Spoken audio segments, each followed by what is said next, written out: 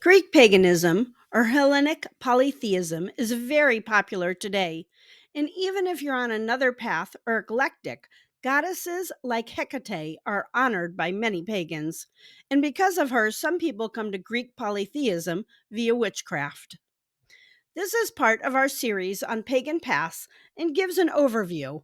Just like with the Egyptian deities, there are many ways to worship the Greek gods. Greek mythology is often studied in schools and portrayed in books and movies. My children were big into Rick Riordan, so many of the stories may be familiar to you. Hi, I'm Amy, and welcome to my channel.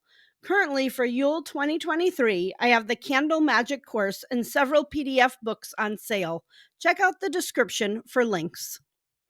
12 principal gods are often referred to as Olympians because they reside on Mount Olympus with Zeus as the leader and father of the gods. Greek gods are active in the lives of their followers.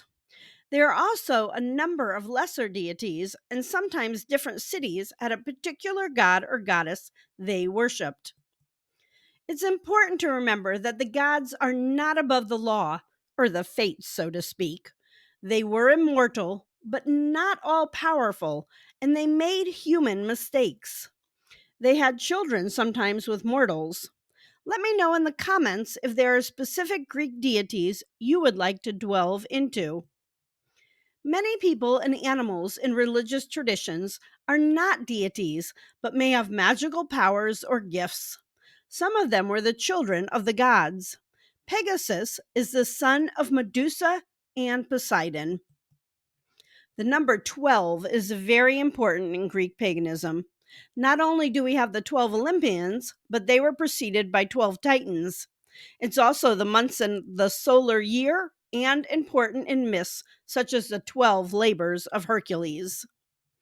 Both numerology and astrology are important forms of divination in Greek paganism. Horoscopic astrology was developed during the late Hellenistic period in the Mediterranean region. Another fascinating form of divination practiced in ancient Greek civilization was onithomancy. I can never say that. Meaning to take omens from the flight and cries of birds. The practice of ornithomancy could be spontaneous, like if you're out on a hike, or more formal when you seek out the birds. Birds are messengers, and by observing flight patterns and calls, we can interpret what they are telling us. The ancient Greek religion is deeply rooted in Greek culture. Obviously, keep in mind that the ancient Greeks did not segregate their religion. So today, in many practices, we have dedicated days such as Saturday or Sunday to have a quote unquote holy day. Greek religion was 24/7. Like most pagan religions, the ancient Greeks did not have a dogma or set written beliefs that came from a higher power. The Greeks did have a written language and were famous for their contributions to society.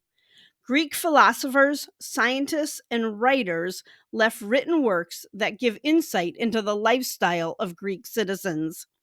Although I will say I hated philosophy class in my Catholic school, and it may be one of the reasons I didn't lean into Greek polytheism for so long.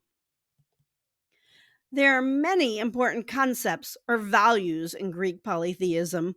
One of them is xenia, which in its basic form is hospitality. We should share what we have with others and with the poor.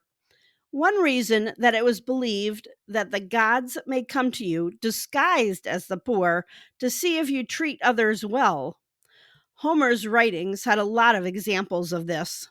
The ancient Greeks believed society rewards those who contribute to it. Charis is akin to reciprocity or give and take. This is important with the human deity relationship and is often seen as X for Y.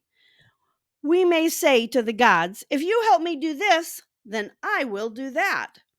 This may be done as votive offerings. A votive offering is a gift we leave for a deity. A rite is moral virtue. A rite represents the highest human potential and excellence. This is something to strive for throughout our lives. So, getting started with Hellenic polytheism, one of the first steps would be to learn about the Greek gods and start to communicate with them. Start with a deity that appeals to you. Build that relationship. I recommend you stay flexible. In your mind, anyway. You want to listen and be open to the gods. Be willing to change directions or focus on another deity that reaches out to you. You can start with a simple altar and some simple rituals. Purification was common among the ancient Greeks and often consisted of hand washing. Prayers and hymns were offered. An offering is commonly given. Learn what foods or objects appeal to your chosen deity. Ancient Greeks did not have an organized priest class. That came later with Christianity and the Greek Orthodox Church. So there wasn't a standardized practice per se for you to follow. Often, the magistrate of a certain location would lead ceremonies. Rituals and festivals were important historically and are still today. Feasting in honor of the gods is popular, and the Olympic deities all have a feast day. And of course, games and competition are often part of the festivals. Cults were popular in ancient Greek. The word cult is different from the way we use it today. Cults were not strange or sinister. A cult was simply a group that was devoted to a particular god or goddess. They would offer prayers and have festivals devoted to them. It was common to have outdoor altars where offerings were left. Libations would be given. The Greek afterlife did change somewhat over time. Hades, who is Zeus's brother, was the ruler of the underworld. This was a land of darkness, described to have many rivers flowing through great cliffs.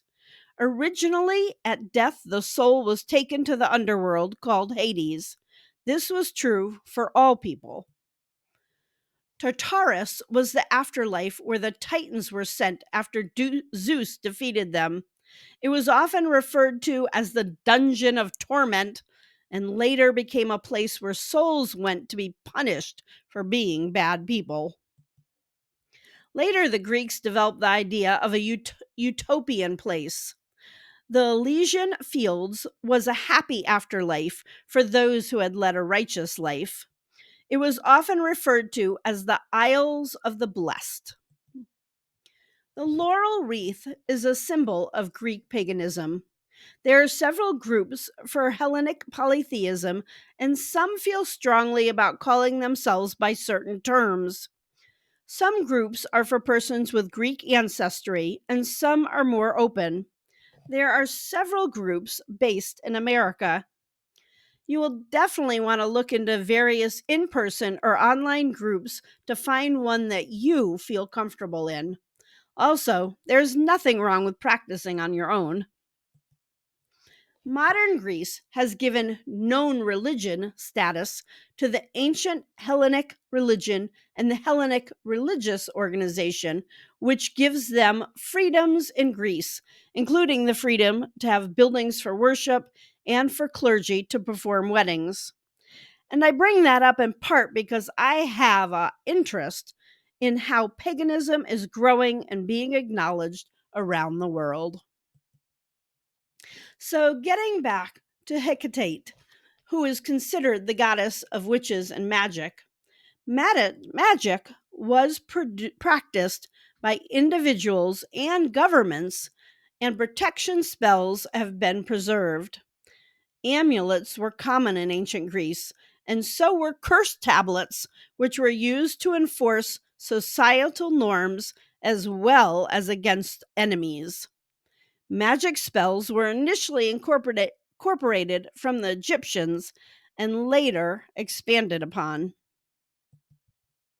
So, what's the deal with Greek versus Roman gods? So many of them seem just alike. Well, in 146 BCE, The army from the Roman Republic invaded Greece.